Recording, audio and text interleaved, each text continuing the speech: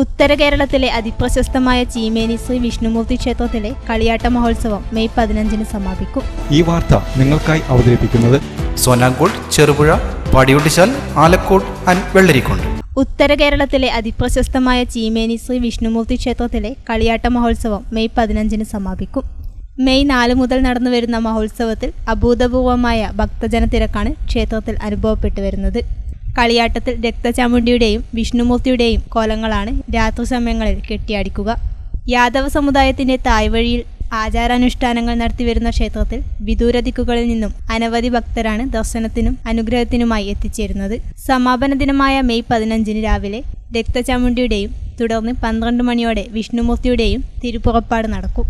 12 ദിവസങ്ങളിലായുള്ള മഹോത്സവത്തിൽ ആദ്യ ദിനവും സമാപന ദിനവും മാത്രം പകൽ നേരം തെയ്യങ്ങൾ കെട്ടിയാടിക്കുന്ന ക്ഷേത്രത്തിൽ വിഷഹാരി വൈദ്യം എന്ന നിലയിൽ മഞ്ഞൾക്കുറിയും ഇളനീരും നൽകി വരുന്നതും ഭക്തജനങ്ങൾ പ്രാർത്ഥനാ നിവൃത്തിക്കായി നിശ്ചിത ദിവസങ്ങളിൽ ഭജനമിരിക്കുന്നതും പ്രത്യേകതയാണ്.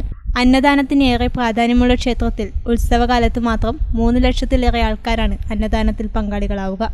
സാംസ്കാരിക പരിപാടികളൊന്നും തന്നെ ഇല്ലാതെ ആഘോഷം നടത്തുന്ന ക്ഷേത്രമെന്ന നിലയിലും ഏറെ ഖ്യാതിയുള്ളതാണ്. ആഘോഷവേളകളെ അവിസ്മരണീയമാക്കാൻ ആർഭാടങ്ങളിലെ അണിയലങ്ങളുമായി പൊന്നിന്റെ കലവറ. മാറുന്ന കാലത്തിൽ മാറ്റത്തിന്റെ രുചിയറിയുന്ന വൈവിധ്യങ്ങളുടെ സ്വർണ്ണശേഖരവുമായി മലയോരത്തിന്റെ തിലകക്കുറി. സ്വർണ്ണ വ്യാപാര രംഗത്ത് 25 വർഷത്തെ മഹത്തായ സേവന പാരമ്പര്യം.